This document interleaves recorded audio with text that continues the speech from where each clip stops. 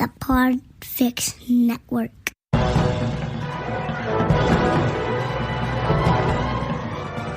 Hello and welcome to episode 218 of the Filmmakers Podcast. This is a podcast where we talk filmmakers and filmmaking. Just making it up now. Sorry, it's been too long. Right, let's try again. I want to put you on the spot and see if you can do this. All right, serious now. Here we go. This is a podcast where we talk filmmaking. From indie film to studio films and everything in between. How to make them, how to get them made, and how to try not to F it up in our very, very humble opinion. Woo! Welcome everyone to our latest episode where we have on the guest, Guy Pidgen. Writer, director, actor extraordinaire.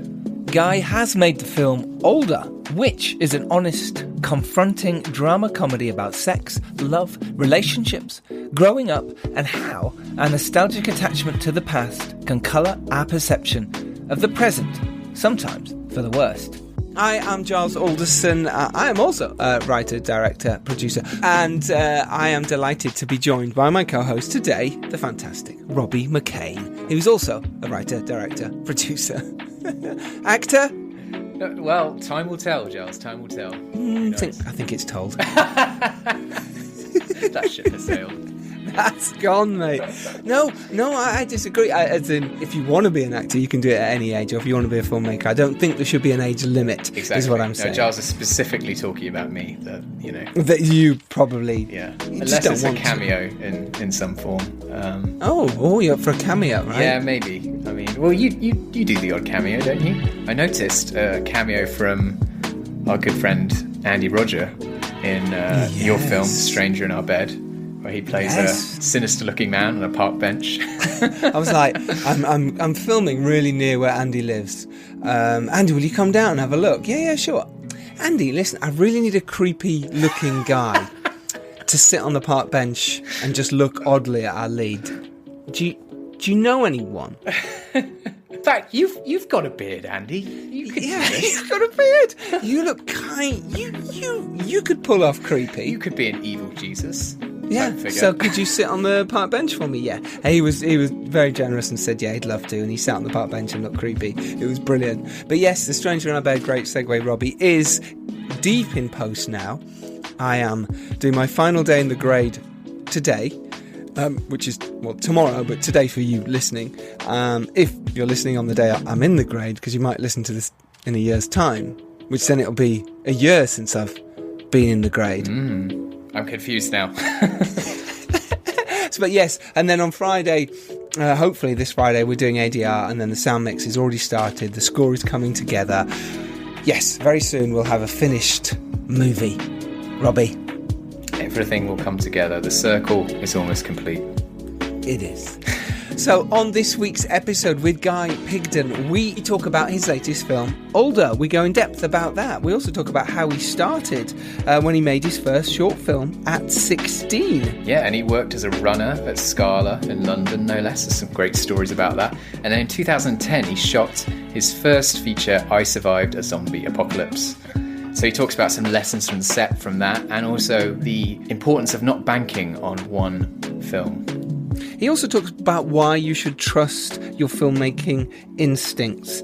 And being on set is a massively brilliant and a great education. He talks about how Older, his new film, came about, how he managed to raise $7,000 through crowdfunding, and the whole shooting process from start to finish. He also talks about distribution and sales agents and being screwed over. He goes into depth about making sure you understand your contracts. All that is to come for you wonderful people of the Filmmakers Podcast gang. Robbie, we have some shout outs for those lovely people who do listen and tweet or give us some love. Yeah, big shout outs to Edward Farmer, Jason McColgan, Mark Hammett, and Cassius Rayner, Jen at Collab Writers, and Matt Fodor. Thank you so much. We have some more next week. If you want your name read out, on the Filmmakers Podcast, then get on our Twitter. Say how much you love this podcast and tell your friends about it at FilmmakersPod on Twitter or on Instagram, The Filmmakers Podcast, because that's the name of the show. And if you're really that extra bit of a fan, you can check out our Patreon. It's grown a lot since we set up back in the day, Giles. I noticed there's 4 lovely tiers now. Yes, we have. The wonderful Hugh Siddle has been diving in to help us set the Patreon up even more so. So there are 4 tiers now, as Robbie says. So do go have a look, because there are all sorts of benefits. There's discounts on merch, there's Q&A sessions and bonuses for you for joining us even more than you are already. So if you do fancy that, go to patreon.com/The Filmmakers Podcast and do come join us, be part of this team, as so many wonderful people are doing, especially you, Kevin Pybus. Legend. And Kevin, I'll probably see you, and I say see you in inverted commas, on Clubhouse on Thursday. Every Thursday we do a live chat where we talk about filmmaking topics of the week. And I think this week I might do it on screenwriting. And it's 7 p.m. till 9 p.m. Great British mean time. So come join us then. Would that be British summertime, Giles, rather than GMT? It is good to have you back, Robbie. So everyone enjoy Robbie's dulcet tones on this week's episode, as we are joined by the fantastic Guy Pidgen. Sit back, relax, and enjoy the tales of making older and others. Enjoy. Hey, buddy, how are you? I'm good, man. Nice to meet you guys. Yeah, it's really nice to meet you too as well, Guy. Yeah, good to see you. You've got a nice... classy looking wood backdrop behind you. Oh, it's fake wood. It's a fake panels, fake background. It's all an illusion. Just like filmmaking, it's nothing's real. But, everything's fake, absolutely. Yeah, and you're looking good. You got lovely long hair at the moment, lockdown hair, nice beard, and yes, and we're all wearing dark colours today, which is pleasant, isn't it? That's right. Yeah. How are you, buddy? You all right? I'm good, man. Yeah. It's 3 a.m. over here, so. I've got my black coffee and I'm... Is it 3 a.m.? Holy moly. Why did we choose this time? I'm so sorry. That's all right. It's what works for you guys, really. And I'm just excited to be doing this. And I know how busy you guys are too as well. Like, I can't believe... I know we're going off on a bit of a tangent here, but I just can't believe that you guys do a podcast while you make films, as in while you continue it. Like, it doesn't go, hey, we're going on a hiatus for 6 months while I go off and do my film. You know what I mean? Yeah. I think that's what people like about Filmmakers Podcast, is that. And, so, we've got wonderful people like Robbie who can go, cool, I'll take over, and I think people like the fact that we're on set doing stuff and we're talking about that. I think it helps. I think people relate to that. I know I would. We always try and find ways to squeeze Giles in some way, even if he's shooting. We'll have him doing on-set kind of tour diaries and things like that. You do these wonderful intros as well. Bless you. I'm just impressed that because you have so much energy. I don't know when you pre-record them or, as you go, but to have that much energy for the podcast when a film takes so much energy as well. I don't know. I just couldn't believe that you guys could maintain it, There's been a few times where, like on set of the last one, where I've literally come off set. I've gone, Robbie, I know you've got to put up the podcast in a few hours, but can we do the intro now? I'm like, hi, yeah, I've just come off set. I'm trying to find a quiet place wherever we're shooting to do it. But that's like the fun of it, isn't it? Right? I mean, podcasting's not easy. People think it's easy, but you do it and then you go, oh, hang on, there's a lot to this. I think you did it from a bathroom one time. Yeah. Yeah. And, it actually sounded okay. It actually sounded all right. Yeah. Terrible bathroom echo, but actually had curtains but it was the quietest place in that mansion that we could go. But I was filming in a mansion, so, swings and roundabouts. Right. So it's all that. And how's New Zealand for the COVID? Have you been able to get out and about, podcast from home? How's it work? It's pretty insane in the sense that,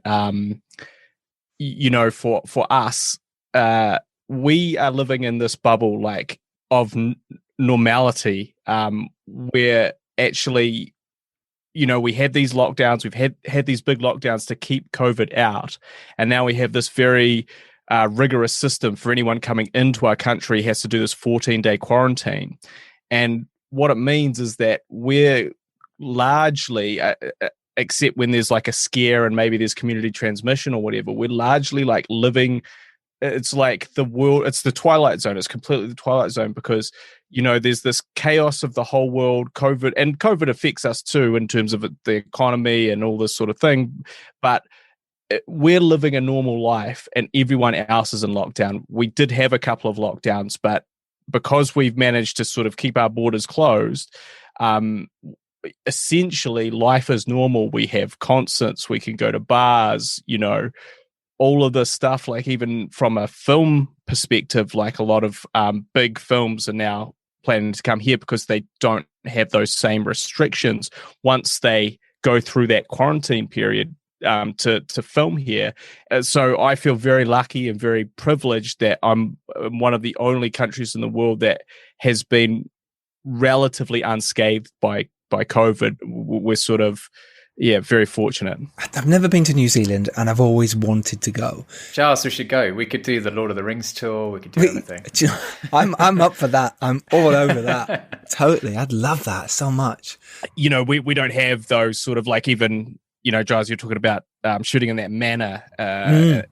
We don't have manors really over here. They're all very modern kind of, new homes.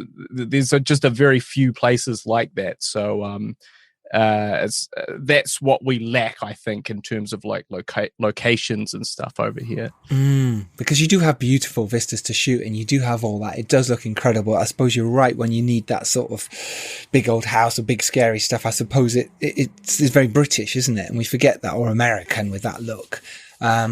How do you go about finding locations then, searching for stuff like that? Because your film's Older is full of really interesting locations. Was it kind of your houses? How did you go about that then? There was lots of using our friends or our houses. There was a lot of, so when I moved to Auckland, I kind of fell in love with Auckland City, and I worked a security job, a night job at a security call center, when I would go out onto the streets of Auckland, I fell in love with that kind of night cityscape sort of look. And what Auckland is although it is a city, around it has all these sort of amazing sort of locations that are very scenic and very sort of, beaches, forests, all that sort of thing. It's a real mishmash in a way. But I was sort of really into this whole urban thing, and I sort of started thinking about how I would just be driving around to these different places or walking around on my breaks, sort of thinking about all the spots that I could film in. And in fact, we sort of did some tests very early on, which was just me sort of moping about, these places, but, shooting with our camera, which was the Canon 5D Mark III, which is a very, very good and low light camera, and it was, part of that DSLR revolution, but one of its best traits was how good it made things look at night. It did, yeah. So everyone just shot at night with it. It was like, yeah, it's good at night, so let's shoot at night. But then you missed some of the aesthetics around that, or you didn't have the right light to make it look good at night. It's all well and good, these amazing cinematographers going, the 5D Mark II can look incredible at night, but if you don't know how to use it well, it can be a problem. Everyone was using them for a while, weren't they? Because you shot Older a couple of years ago now. I mean, it was... We started filming 7 years ago, and we sort of we filmed sporadically from 2013, the end of 2013, and then we would film some pickups here and there, and would film some more and some more. So when we started, the Canon 5D Mark III had just been released. It had just replaced the Mark II, and it was this this revolutionary camera, and it was also kind of like the best of the best within that sort of price bracket. And then as sort of time went on, it's become, less special in that regard in terms of like the look it could give you. All cameras can now give you that look, like all sort of iPhone, of those sort of hybrid DSLR cameras can give you something nice. And so it did lose a little bit of its sort of initial appeal just because it took us so long to shoot and reshoot and do pickups and bits and pieces and stuff like that. But yes, we did start this journey a very long time ago. Well, we'll jump back into that in a little bit because it's an incredible journey yours. But I think it might be really interesting to talk about what films inspired you, not only as a kid, but maybe now as well? You know, what made you want to become a filmmaker? Let's start there. Can I take a guess first? Guy? Yeah, I like this. I would have thought Michael Mann might be on your kind of list of really? Inspirational directors, just because of the urban factor and some of those club scenes. It like reminds me of Michael Mann does a lot of experimentation with digital cinematography in his like recent films, and it's very like he loves the immediacy of the digital kind of camera. And I love how Guy is going, really? Oh, okay. Guy's like, how can I spin this now? Spin this to make it go. Yes, it really was Michael Mann. But if that might just be me kind of bringing that to my viewing of the film. Like what really inspired me in terms of the look was actually.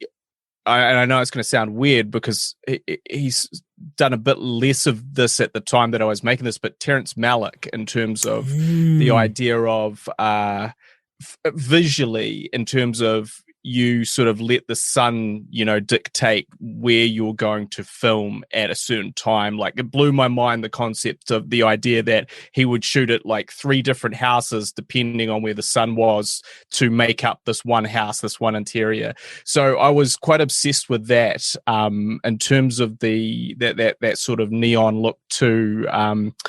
Can't remember the name of the director now, and it's embarrassing now, but he did Drive and Nicholas Winding Refn. That's the one. So he was a big, like, that look was a big inspiration too in terms of those neon, those night scenes. But just in terms, I guess, of the not the look, but the sort of content, it was really Richard Linklater and the before Sunset Sunrise series and stuff like that. So I think a bit of a melting pot of all of that sort of stuff. That's great, though. I love that you've got those different areas. That's really cool. That's not saying, right, I just specifically like, it's eclectic, shall we say, which inspires you. I watched, you know, sometimes I get on these weird trains of thought. So also, like, I can't remember, I think it was on a different podcast, but they were talking about cross dissolves between films. And I was obsessed with the cross dissolves in the Eyes Wide Shut, the Stanley Kubrick, and the Christmas trees and all the lights and stuff. Again, that was just something that played into it. And I guess but you sort of kind of get on the train tracks of this one director. Only God Forgives was the one that I watched. Nicholas Winding Refn as well. It's kind of a bit polarized, that film, because some people love it, some a lot people of hate it. It's weird. I like there was another film too that really inspired me, which is called Beyond the Black Rainbow. I don't know that one. Content wise is nothing like Older, but visually there was just something about it.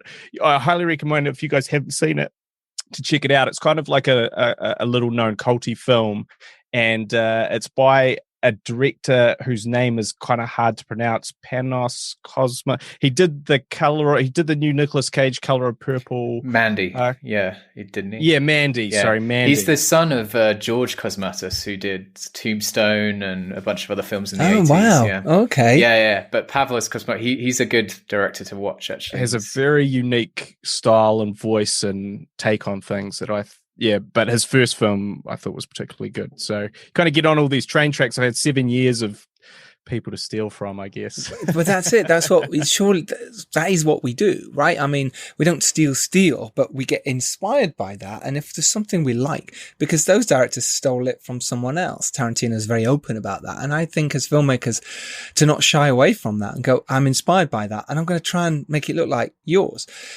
You'll never make it look like theirs. You'll put your own slant on it when you're on the day, different actors, different look, different light. But at least you've got a vision. You've got something you're aiming for rather than going, no, I've got my own specific thing I'm going to try and do, which is cool too. But it's not a problem for me to be inspired by directors. But it's the kind of thing where everything has been done to a certain extent. So you kind of need to know where you're stealing from. Yes. And be a bit sort of canny about that and taking from as many elements as possible, like you've done. So.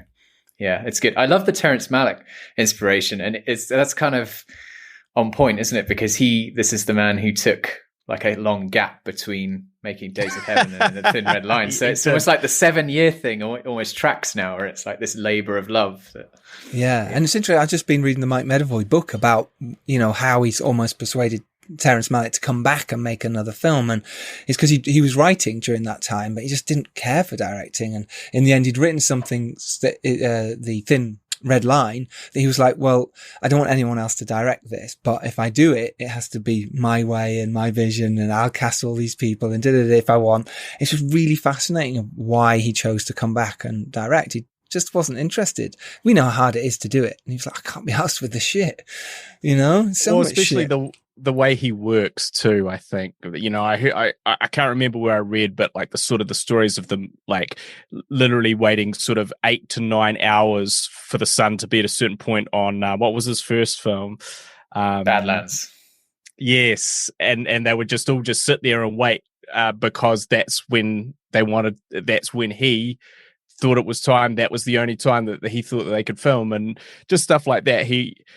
I think he visually is one of my favorite directors, but his storytelling has perhaps gone a little off the rails in his later films. But I can't help. I have to watch everything he does because of what he does visually. Well, who inspired you when you were a kid then to get into filmmaking? Was it like, Spielberg-esque? Why? It was.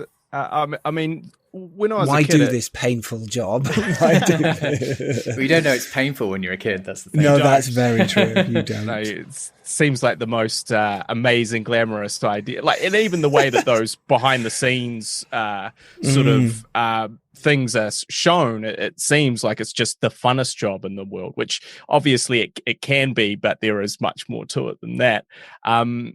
And so for me, it was actually Star Wars. It was George Lucas. I was a Spielberg kid for sure, but Star Wars was the movie that really sort of captured my imagination. And it was actually my sort of dad then sort of started. He would be the one to talk about how films were made, and he would talk about the directors who directed films as opposed to the film as a whole. And all of that was, something that, as a concept hadn't really occurred to me, that there were people that made these stories. And so, I was sort of definitely drawn to that. And another sort of early inspiration was actually Clint Eastwood, and sort of we would over here in New Zealand, they would essentially late at night, they would do these retrospectives where they would just show like 30 Clint Eastwood films, like one after the other, just all his back catalogue of westerns or whatever, and you would just get to see, so to go from, High Plains Drifter and all that sort of thing to, or start off with the Leone films and then go to, Dirty Harry, and then you go, man, Dirty Harry's, and of this, for a kid, it's maybe doesn't really understand filmmaking and this history. It's like an amazing education to sort of be taken through like a certain director's like whole catalog, because that's just what here in New Zealand they have the whole back catalog, that they don't have to pay for that again, and they can put it back on. So all of that stuff was super inspiring for me as well. It must have been. You must have been very tired though after 30 back-to-back Clint Eastwood films.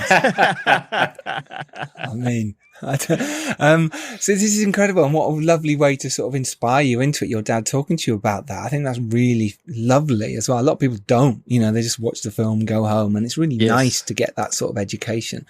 And from there, how did you, because you act as well, you're in your films and brilliant in it as well, which is lovely to see, because it's not easy, to play the lead role and direct, write, produce, make the theme tune, sing the theme tune. It's really difficult, and you've done it so well.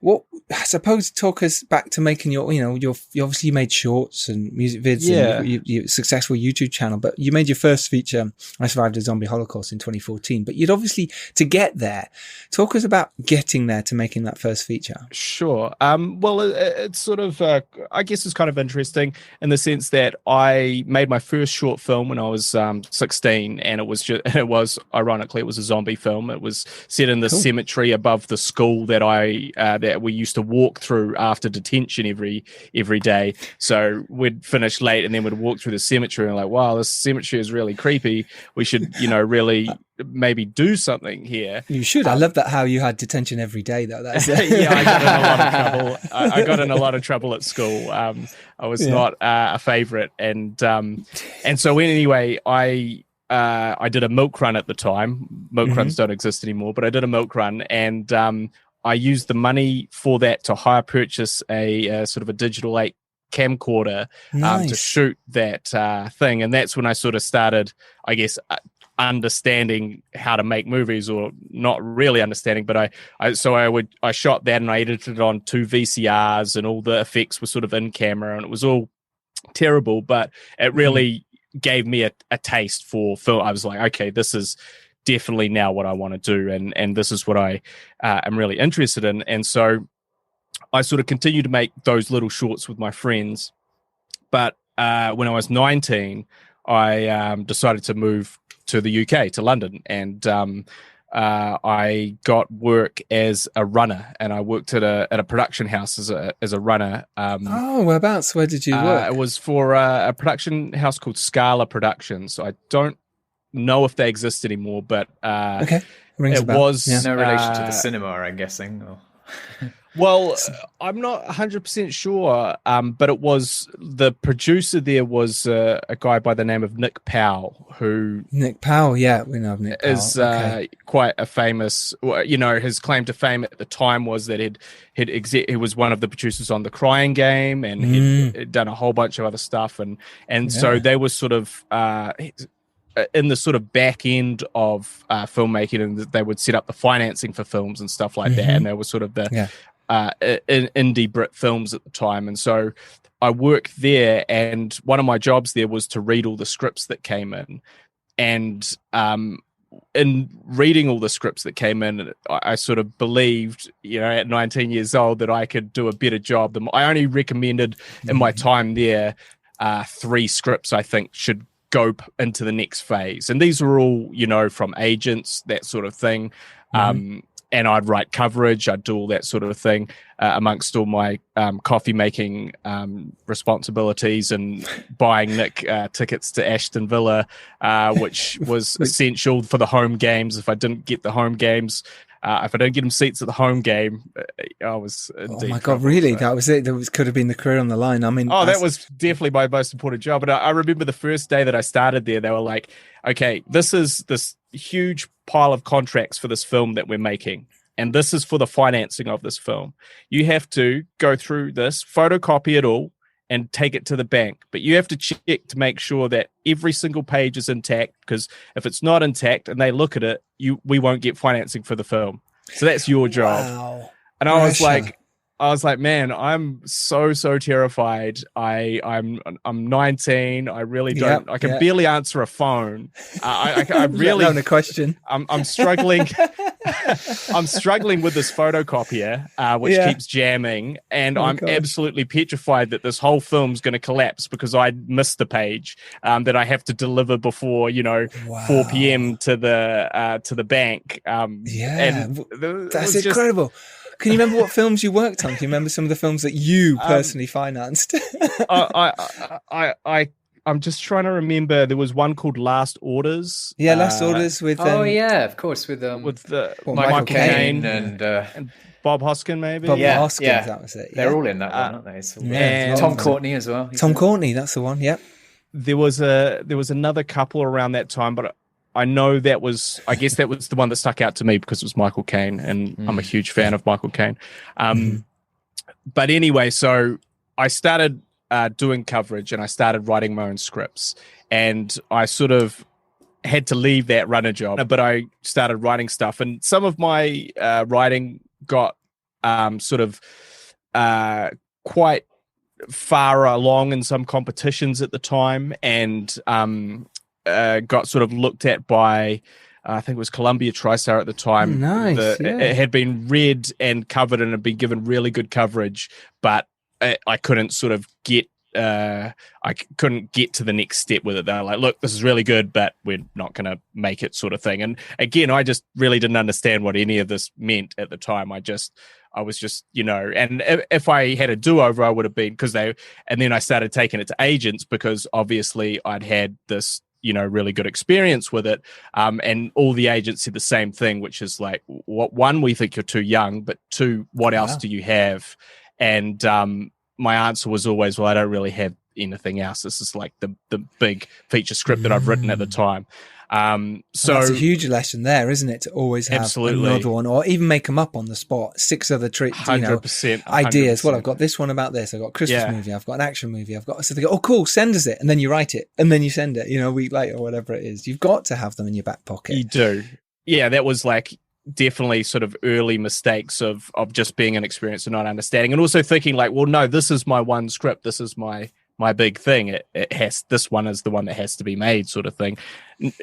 Cut to, actually my 12th script was I Survived a Zombie Holocaust, which was the one that actually got made eventually. But I spent another sort of year or two, or a year, I guess, in London, and then I sort of moved back to New Zealand, and I sort of started sort of collaborating with my friends, making movies again, but this time with a little bit more experience. And also I started writing for people. So quite early on when I'd got back, I managed to sort of get my scripts to certain people in New Zealand, and then I started doing a few sort of little writing jobs for them. And again, one of those jobs was essentially one of the producers came down to the small town that I lived for a workshop. Yeah. I showed them some of my stuff and they're like, oh, okay, it's kind of interesting. Let's sort of talk. And then I flew myself up to Auckland to have that meeting. And I, slept on my friend's couch and all that sort of thing. And again, we talk about those things of, taking the initiative, trying to make the most of it, like that tiny little opening, whatever it is. And then sort of through that sort of meeting and sort of further conversations with those producers, I ended up writing a spec feature for them, which didn't get made, but it was still like an amazing sort of, again, learning experience. And then sort of maybe, I don't know, a year or two after that was when the zombie film I Survived a Zombie Holocaust came around, which was this sort of low budget initiative, which they actually modeled off a UK thing called the microwave scheme or something like scheme. that. Yeah, that's correct.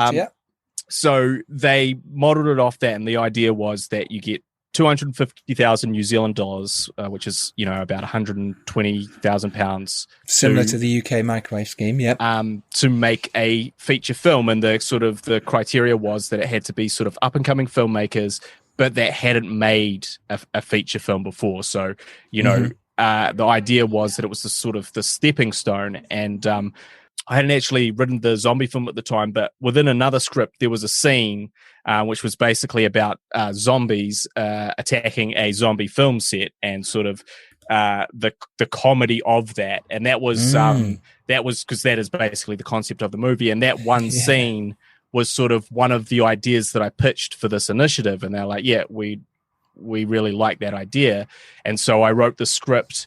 Even though I didn't have to, like, it was just to develop a treatment. But I was like, okay, well, let's get one up on that. Let me write the whole script. Absolutely. Be creative before, you're there and saying, I've already written it, by the way. Yeah, I'm here. Yeah. You're showing initiative massively. And so I wrote that script, and then essentially what happened is they narrowed it down. So we were one of the, I can't remember how many, maybe it's like 14 different teams. And from those 14 or maybe 10, they would pick 4 to actually make the film. But those 14 essentially had to do all the pre-production of a feature film. But you might not get the money. But you might not get the money. Oh my god! So it was a super terrifying proposition. Yeah. And it was also, it was pretty tough for those teams that didn't get it. I was very fortunate to be one of the ones that did. But again, that came down to like sort of being prepared as we absolutely could. So our sort of pitch deck sort of thing was like this. It was like 90 pages. The script that I'd written was like 5 drafts deep. We'd done character artwork. We'd had a bunch of like local businesses signing on saying they'll sponsor the film, they'll support the film, all this sort of thing. So we were like incredibly detailed and prepared. We had visual effects and special effects breakdowns and stuff like that. And so like we were incredibly meticulous with our submission. And I think that was partly what sort of helped us get that funding. And so we got that money, and that was in, I think, the end of 2010. And the other thing was that you had to go into production within 6 months of getting the money, something like that. Yeah. So at that point you're going, well, I'm prepared because you've done all the groundwork, you've done all the budgets and the VFX work and how it's going to look. You've pretty much got all your team in place. Just Yeah, need to well- now get locations and cast it, right? I mean, We ish. thought we were prepared. Okay, tell us. Yeah. We thought we were prepared. I think that the issue with our R1 was that it was incredibly ambitious, and I always say this, but it was sort of like a $5 million script on a $250,000 budget. In terms of like the scope and the scale, and you know what we sort of talked about, you know, which we sort of pitched, you know, like if you think about it, like, oh, well, we'll just use like the film crew as extras of the film crew. And it's like, well, then who are the film crew? Yeah. Who's doing the work the crew are meant to be doing when they're on screen? Like, so like these kind of concepts that we sort of pitched as ways that we would save money were kind of not really practical. They didn't really make sense. And so, you know, the issue with that, and look, that film, like I'm very proud of the final product, and I sort of stand by that. But it was a very painful sort of experience, because it was sort of every day.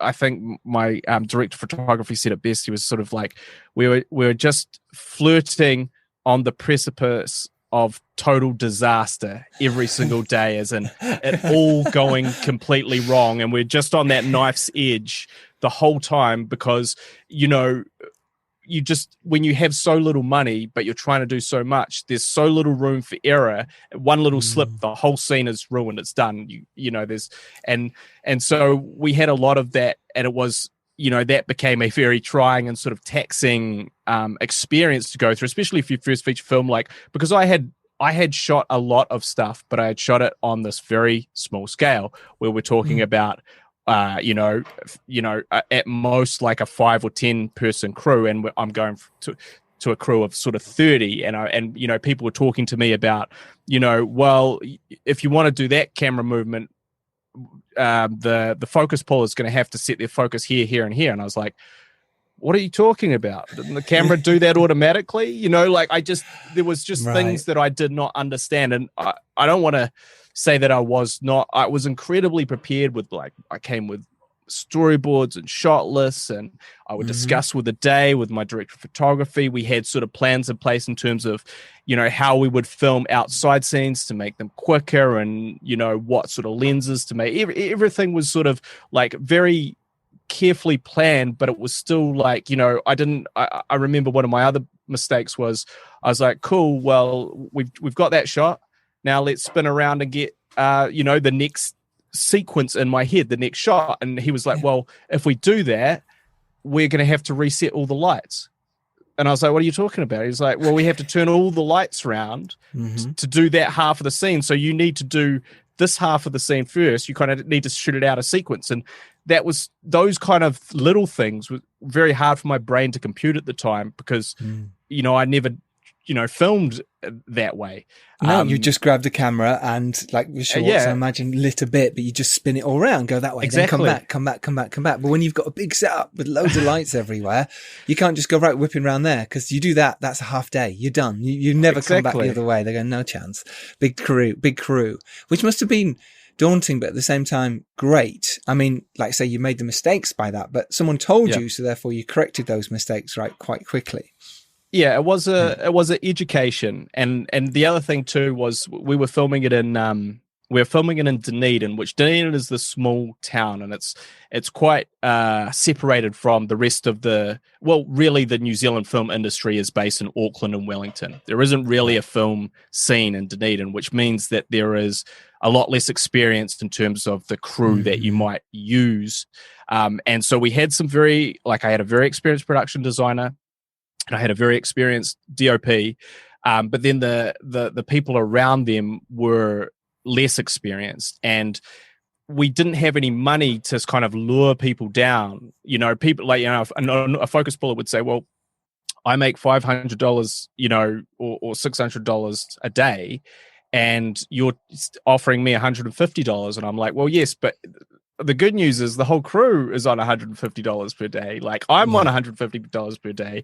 You know, like, that's not good news. You know, this is the flat rate of the entire thing. But that doesn't really work for people or a lot of people. And so, we had a lack of experience in certain key positions that, again, just made that experience more difficult than it, would have been, and in subsequent experiences, having worked with more experienced people, you just don't run into the same issues. One of the other big things is that I was obsessed with doing practical effects because I love practical effects. I believe in practical effects even still now. I think they look the best, and I was extremely influenced by Peter Jackson and Brain Dead or Dead Alive, depending on where you're from, and all those films. And I was like, so they have to be practical. And what happened was essentially the guy that was doing the practical effects, none of them worked, like not a single one, not ever. So every single day we would set up for a practical effect. It wouldn't work. Would reset, lose half an hour out. It wouldn't work. And then it would be like, okay, well, we just have to move on now because we can't just keep not doing this practical effect. But then what happened was essentially what all these special effects had to become visual effects, but we had no visual effects budget because we'd allocated it all for the special effects. And there was just stuff like that, which, we were then hamstrung at the end because it's like, okay, now we just need, again, to call in all these favors, ask all these people and try and get something that is, to a high enough standard that it's going to work. Looking back now, how would you change that? How would you have stopped that happening? How could you? I'm asking, I kind of know the answer, but what could you have done differently to not let that happen? Trust your filmmaking instincts, because there was so many problems that I could kind of see looming on the horizon and related to these sort of issues where I go, look, I'm identifying this problem and I think this is a real issue and I'm really worried about it. And then people would turn around and go, don't worry about it. We'll sort it out. Don't worry about it. And then that problem would come to fruition. And every single time I was told not to worry about it, I should have worried about it. And that's a good lesson, isn't it? And that's when you have to you do have to trust your gut, and you do have to make some tough calls. And with that all in mind, what was the road to from I Survived a Zombie Holocaust to Older? I was still in the sort of post-production process of Zombie Holocaust, and I was in that sort of will it ever be finished sort of situation. But I was obviously trying to think about my next project, because again, I had learnt that lesson that you can't just release something and then have nothing afterwards, have no follow-up. That is the, that key mistake that I made when I was younger. And I think that a lot of filmmakers make it over and over. They bank on this one idea, this one film, and this one thing being it, and then it's not it, and then they have nowhere to go. Or as they recover, they're spending another, 2 or 3 years setting it up. So really what I was thinking was I wanted to make something that was not going to be like, it was a true low budget film. So it wasn't a $5 million film masquerading as a $250,000 film. I wanted to sort of approach it how I sort of perhaps initially thought I would. Like, I kind of thought a film like Older would be my first type of film, not a film with 1,000 zombies running down a street, that would closed off. Like I was not expecting to do that on my first film. I was expecting it to be much more intimate, much smaller, and I guess much more chill, I suppose you would say. But it was a small scale, and it was, what I wanted to do was like a walkie-talkie film, because I love those types of films. I love films that it's just about characters and dialogue. You've talked about. Yeah, totally. Yeah. That is Linklater's jam, isn't it? Through and through. And what had happened is, when I was doing sort of pickups and like little bits and pieces, we had originally filmed in Dunedin, the zombie film, but I was doing pickups in Auckland, and I was doing it with the Canon 5D Mark II. And it just blew my mind that myself and, my like a DOP friend, the two of us could kind of create, it wasn't exactly, but it was so close to the image that we would create with this crew of 30. It really sort of inspired me. I was like, wow, wait, so we could just get this look, we could just get this look. We could make a film and it could look like this. Well, there's so many stories of people doing that. Julian Doyle, who's the editor of pretty much all the Monty Python movies, he said a lot of it he just shot in his back garden, pickups of hands and pickups of things that he said he just went into his back garden, switched the camera off and shot, and it totally fitted in the movie. And when you hear all these things, this happens all the time. Robbie's they did got on loads of the those stories. Force Awakens as well, didn't they? J.J. Abrams, like a lot of that, like the inserts of that were shot at Bad Robot, which is his sort of studio in LA, like whilst they were editing the film. You can do that, and that sort of does make you go, oh, when the big boys are doing that, and they're doing it on the big films, you go, well, of course we can pick up a camera and make something look just as good as this. We don't need necessarily all this baggage. It helps, but you don't need it. And that was obviously your inspiration to go, hang on, we can go do this ourselves. Right. So should we just let everyone know what Older's about, and then we can play the trailer? Okay. Well,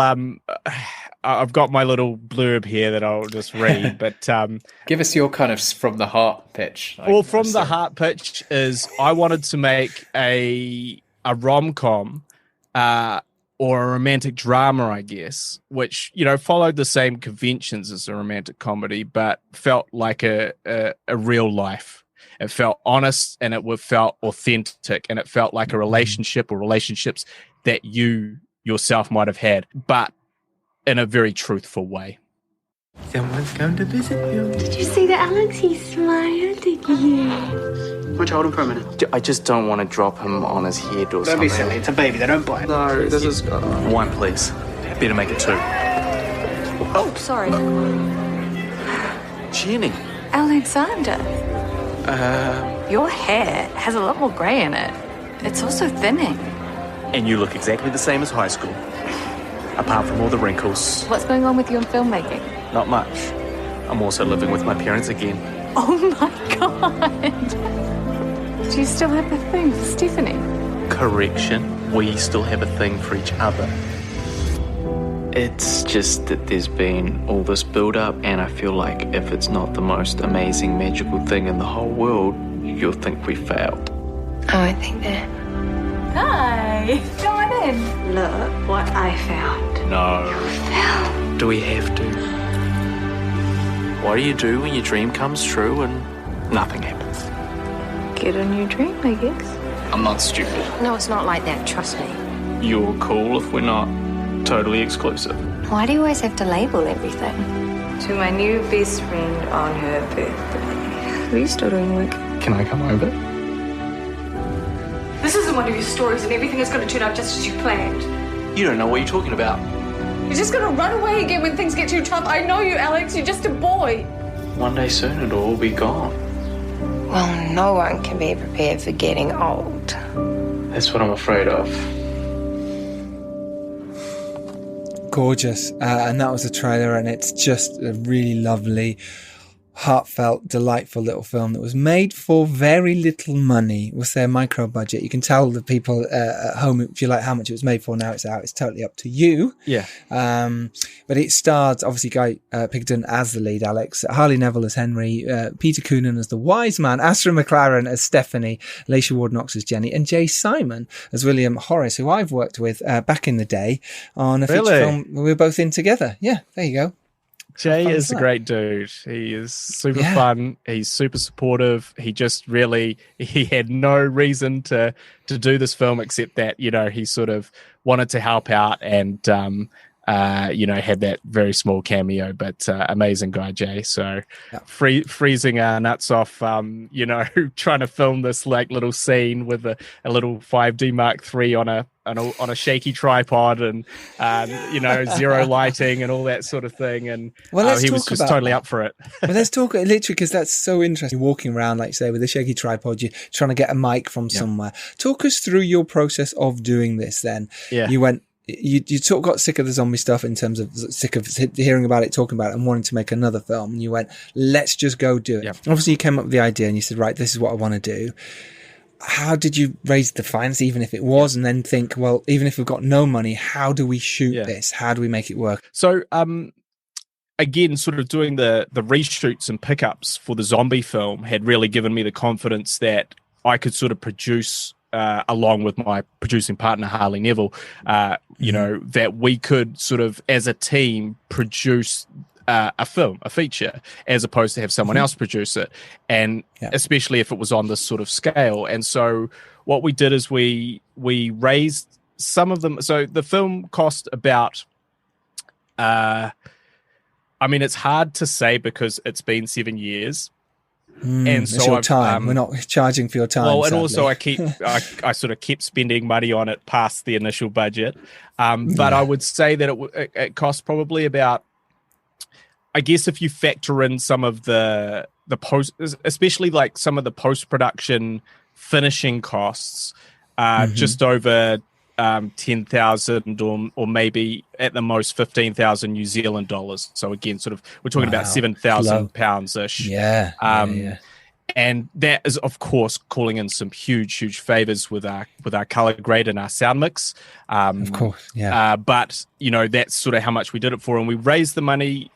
We did it through a crowdfunding campaign. We did it through Indiegogo, and we sort of did a proof of concept and everything. And we, you know, shot some tests and all that sort of thing. And with the idea that this proof of concept would be like, hey, see, we can deliver something like this. And so we were trying to raise $20,000, I think was our target, but we weren't really trying to raise that.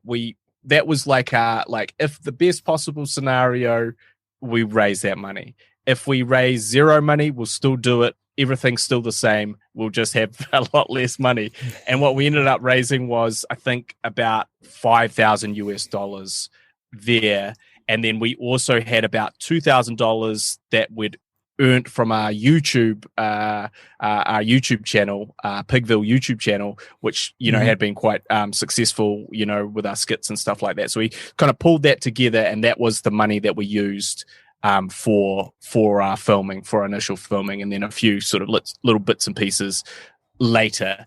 But that's how we got the money, and we used a chunk of that, or I actually don't think we did, but one of the first things we did is we bought the Canon 5D Mark III and a couple of lenses, a 50mm lens and a 35mm lens, Rokinon lens and a Carl Zeiss 50, sort of slightly older lens. And that was our sort of thing. But one of the big advantages we did have is that we also had our friend, the director of photography, Adam St. John, who was based in Australia, but he has family in New Zealand. So he was like, I will come over for this 3-week period and I will shoot this for you. I've got a bit more gear. We'll still use the 5D. I've got a 5D as well, but I've got a few more bits and pieces. I've got some lights and stuff like that. And we will shoot that. And so that sort of initial 3-week period, our goal was to film approximately like, I guess, 80% of the film, the hardest bits, and then pick it up, you know, subsequently over weekends and stuff like that, just as we sort of went. So that was our sort of our plan and our schedule, and that's what we did. So we sort of aimed to shoot the most difficult bits with Adam, and then I would pick up the rest as I went when he had to go back. And, you know, again, part of the reason we sort of wrote in London was because I was just traveling to London to visit my grandmother to celebrate her 80th birthday. And so it was sort of, again, how can we maximize our production value? How can we bring that up? How can we add another dimension? Well, Alex goes to London at a certain point, you know, and of course he would. He's running away from his problem. So, you know, it all fit. And so, yeah, there was a lot of decisions like that of how can we sort of make the most of what we have and shoot in a way that is a little bit different, because again, those weekend shoots and stuff, as you know, we're talking a super minimal crew of like 3 or 4 people.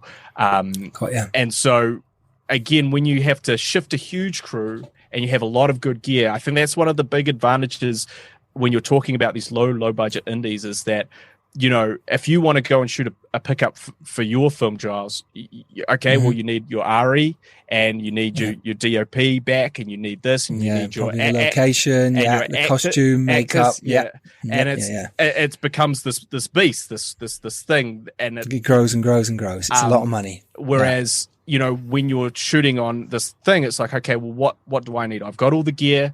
I know these people, I know they're free, and I can just bring them together for that small amount of time. And you can be very sort of nimble and agile in terms of those pickups and those reshoots in a way that a big film, that is probably, and I'm going to say it's one of the few advantages you have in that realm. And we were looking for those advantages. What could be those advantages? Where could I get to with me and my camera without potentially asking for permission, because I didn't have to.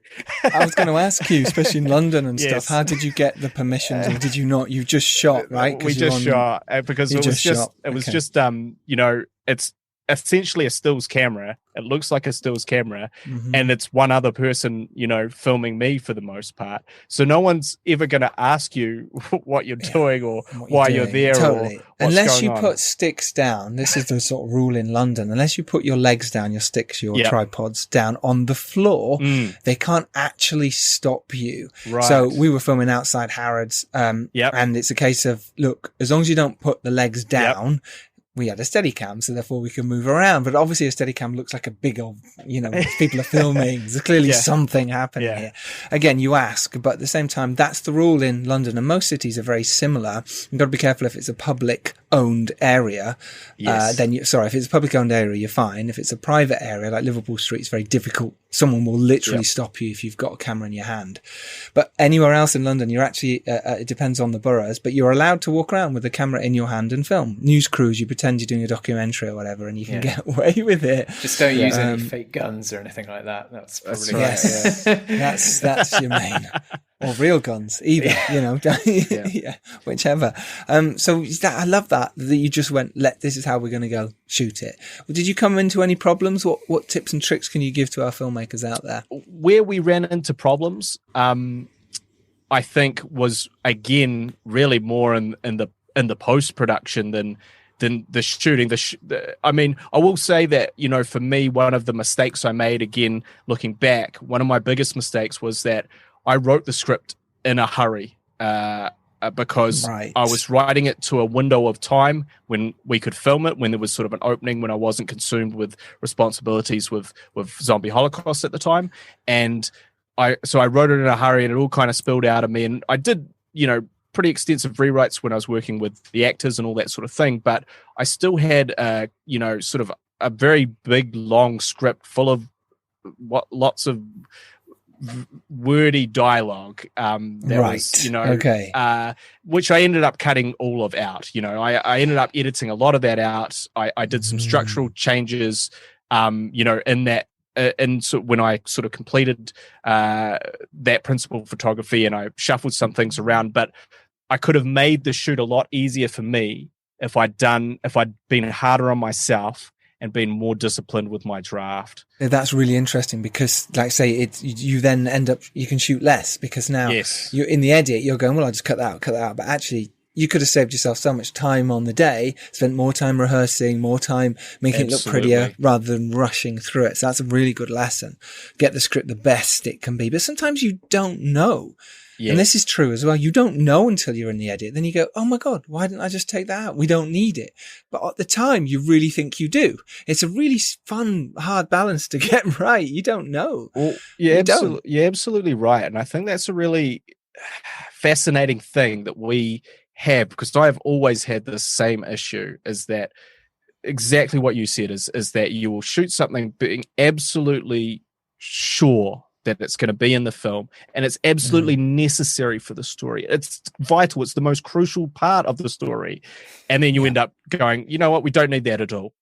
We should cut that out. And there's also a lot of things where you look back on a scene and you go, you know what this needs? It needs this one thing. It needs this one line. It needs this one insert. It needs this one shot behind the person or whatever it is. But you will only ever see that after you've shot it. You will only ever get to that conclusion having done it. You can't see that as you're doing it. And I guess that is one of the advantages that we had too, is that I would have these aha moments, and then I could write and change it and shoot a pickup. And we reshot one scene sort of like 5 times for that specific thing. As I do it, I'd be like, you know what? It's still not right. Let's just do it again. It's still not right. Let's do it again. And I'm not saying that you should reshoot scenes 4 times in a row if you could possibly help it, or 5 times in a row, but that was that, what is the advantage of being a micro budget film? It's being able to do things like that. So,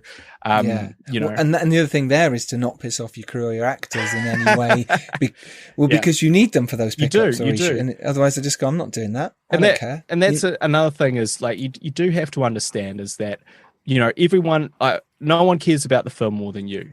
That's always going to be true of any film you do, probably, if you're sort of in the director's chair, writer, director, producer chair. Yeah, definitely.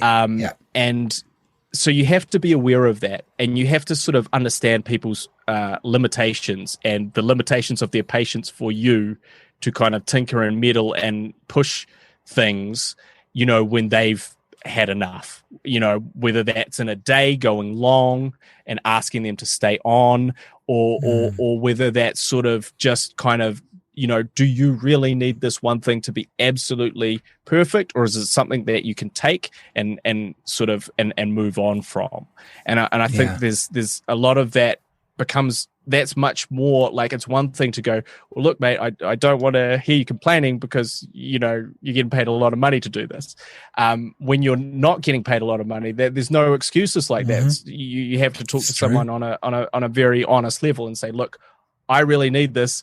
Can you please stick around for us to do this? Or I really need you to come back for the scene. So can we please do that? And you can't have any of those, ego things or power play things. You can't look at it like that. You're a team, you're a family, and you have to really work together as a family and really be conscious that you are essentially asking for people's free time. That's absolutely right. Let's talk about distribution. How did you go about that process? Because that can be quite a daunting thing, especially for indie filmmakers on that level. Well, again, sort of going back to our first film, just to put it very as nicely as possible, we were very much taken advantage of in our experience with Zombie Holocaust. And oh, really? Okay. And one of the most painful things for me about the film is not at all to do with all that craziness that went on set and all those hard times and all that, all that sort of, pushing shit uphill with a sharp stick. Like, all of that was not a big deal. It's a vivid image. It really was. It went in my head as well. It nearly came on my ears. The real issue was then to come to the end of all that, to be getting into all these great festivals, to be getting some pretty good reviews, and to be getting and to feel like you had accomplished something, only to see other people make money while the filmmakers, the people that did all the work are sort of left on the sidelines to recover and kind of raise your hands and shrug your shoulders and say, well, what happened? And that's something that, I dwell on, to this day. Like, there's something that really hurts me. So we had really been taken advantage of. We were very naive. Yes. Can you unpack that a bit more and tell us what happened a little bit more? What did you do? Well, essentially we, and I can't get too much into specifics, but essentially we made a deal with a sales agent. And, this is the other thing is, like, at the time, I didn't understand how festivals work. I didn't understand what was a good festival, what was a bad festival.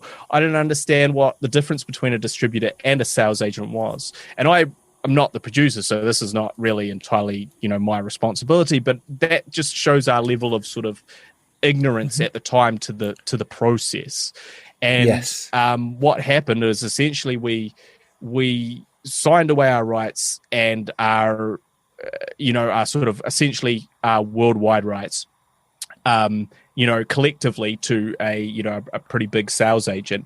And that, that marketing fee, that marketing cap they had was too high, very, very high, extortionately high, but also a lot of the sort of agreements around that, the subtleties of the contract, all of that stuff was so greatly skewed in not just in their favor, but in a way that would, that could only end in one specific way for us, which was to make no money, and one specific way for them, which was to make all the money. You've got to be really transparent with sales and distribution, and they have to be with you, and you have to really know what you're talking about, or at least massively research contracts, because this is where a lot of filmmakers get burnt. It's the sales and distribution. They do all the hard work, like Guy's saying, and then suddenly they go, God, we're going to get the film distributed by someone. This is amazing. Sign anything away.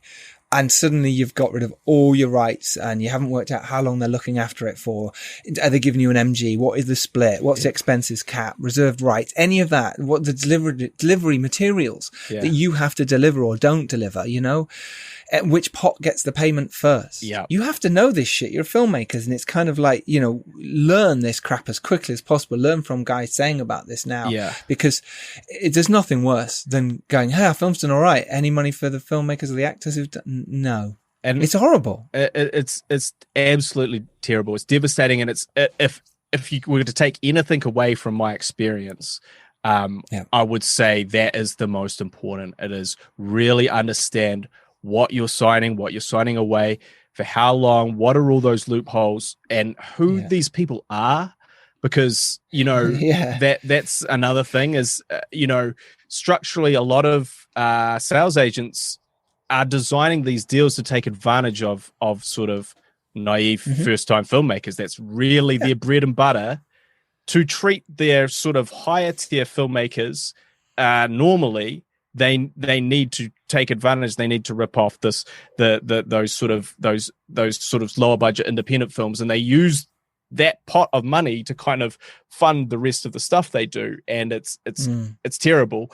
I mean, again, we didn't know, but it was you didn't know. It was your job to know, but I think now it's much easier to know, because there are Facebook groups out there, you know, that Alex Ferrari set up. Thank God for them. Thank God for that. And do go check those out. Please do look at them, Predatory Distributors on Facebook, and also Alex's book, which is fantastic, Rise of the Film Entrepreneur, which also goes into so much detail about these things that you should avoid. So there really is no excuses nowadays to not fucking know this shit and go, do you know what? I'm a filmmaker. I'm a businessman. It's called film business for a reason. You should know this, businessman or woman. I mean by that, you know, it really is important to know your shit. So please, sorry, Guy, carry on. I get angry about this because it annoys me that filmmakers do get ripped off by this. Do all that work, all the effort, and suddenly it's like, oh no, we just signed our rights away to this company who've just now disbanded, and they've formed another one, or the company. And it's like, yeah, you don't get those rights back. That's something huge, by the way, to put in your contract. If the company, sales or distribution, goes under, the rights come back to you. The rights revert back to you. Huge, because all these companies go down all the time. So that, as long as it's in the contract, the rights come back to you. So then you can sell it again. But if you haven't got it in the contract, you've lost that to, oh God, so many companies that are fighting to get any kind of money back. You'll never see light of day of your film again.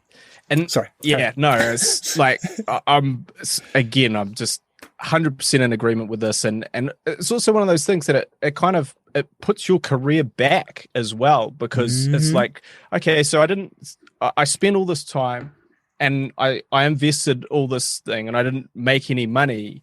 So as I sort of recover and try and come up with a new thing and do the next thing, I have no safety net. I have no support. I have no anything to kind of build into the next one. So it's a very destructive pattern.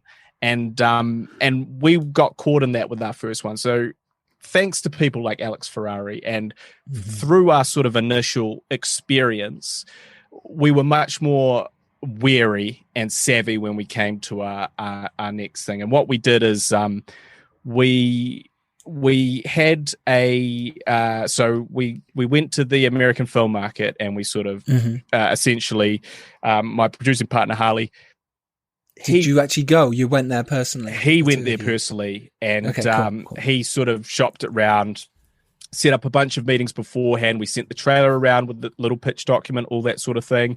And you know, the Film Commission here helped us with some of those contacts and all that sort of thing. And we got, I think, about 8 to 10 offers from that sort of thing.